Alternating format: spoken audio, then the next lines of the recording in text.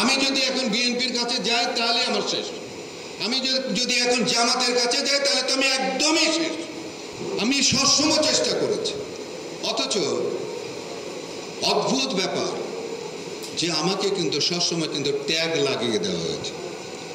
যখন আওয়ামী লীগ থেকেছে আমাকে বলেছে আমি জামাতের লোক, আমি বিএনপির লোক। আবার যখন বিএনপি থেকেছে তখন কিন্তু ট্যাগ লাগিয়ে দিয়েছে আমি নাকি আওয়ামী লীগের লোক। এই ট্যাগের জন্য কিন্তু আমাদের যে কাজটা আমরা যেটা চেয়েছি কিন্তু সেটা কিন্তু আমরা কোনোদিনই করতে পারিনি।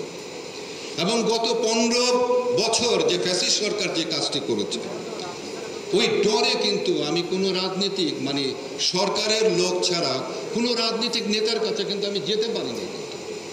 শুধু একটা ভয় যে আমাকে ট্যাগ লাগিয়ে দেবে। আমি যদি এখন বিএনপির কাছে যাই তাহলে আমার শেষ। আমি যদি এখন জামাতের কাছে যাই তাহলে তো আমি একদমই শেষ। তো এই ভয়ও কিন্তু আমি এই 15 বছর কিন্তু আমি কারো কাছে আমি যেতে পারিনি। আজকে কিন্তু আমি সকলকে আমি এখানে আমন্ত্রণ জানিয়েছি, প্রত্যেকটা দলের মানুষকে আমি এখানে আমন্ত্রণ জানিয়েছি।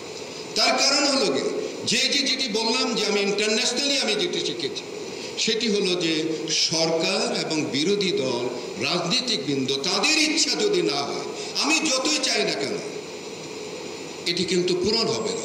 এবং যদি পূরণ হতো তাহলে আপনারা একবার চিন্তা করে দেখেন যে 54 বছর হতে যাচ্ছে স্বাধীনতা, আর আমি কিন্তু 32 বছর ধরে আমি কিন্তু এই আন্দোলনটি করছি।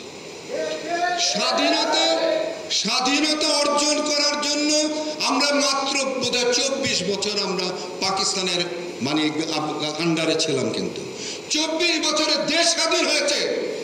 32 বছরে সড়ক দুর্ঘটনা রোধ করতে পারি নাই। তো আজকে যে সময় এসেছে, আজকে যে পরিবর্তন আমরা যেটা চাচ্ছি এইখানেও কিন্তু আমি দেখছি না, আমি দেখছি না।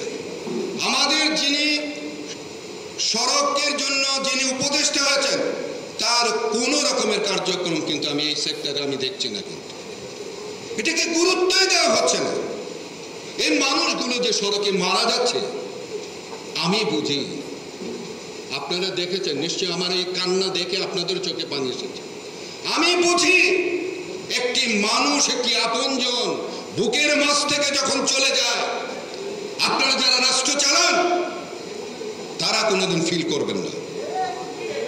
আনোয়ার হোসেন মঞ্জু যখন ছিলেন, সড়ক মন্ত্রী যখন ছিলেন, তখন আমি বলেছিলাম আপনার স্ত্রী যদি মারা যেত তাহলে আপনি বুঝতেন।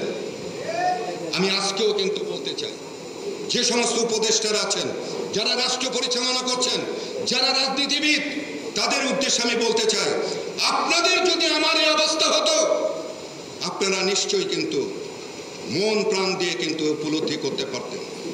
আমি যেভাবে এটাকে অন করি আপনারা সেটাকে কিন্তু সেভাবে অন করতেন।